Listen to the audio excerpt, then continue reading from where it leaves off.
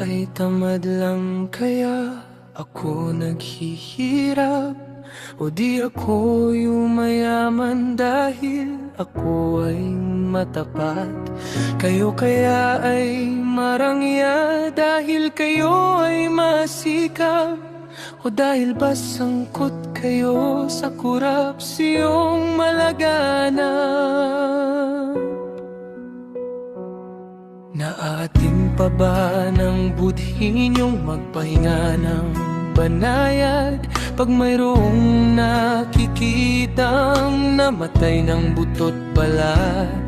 Samantalang ang labis nyo sa bodega inaamag dahil kayo'y mga sakim at pahirap sa mahirap. Nalulunok nyo pa po bang pagkaing masasarap kapag mayroong nakikitang namatay ng nakadilat?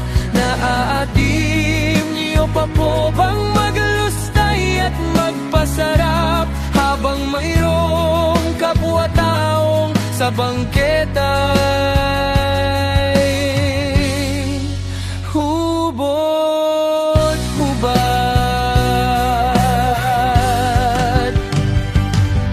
Naatim niyo pa po bang magbabahay ng santambak habang mayroong mga taong naglalakad na kayapak?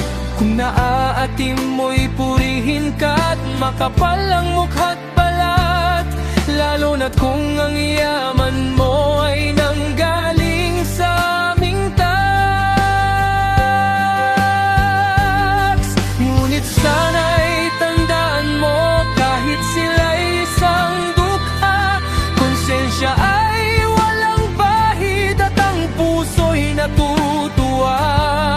Natutulog ng mahimbing, nagigising ng payapa, at di sila minumulto ng sariling mga gawa. Nalulunok nyo pa po bang pagkaing masasarap kapag mayroong nakikitang namatay ng nakadilat?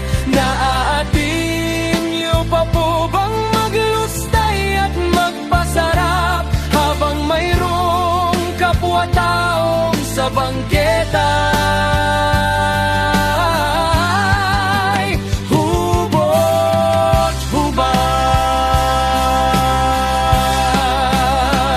Kung naatim mo'y purihin ka't di ka man lang nababagbag, dapat sa'yo'y nililitson at ang tapat ng mukha't balat.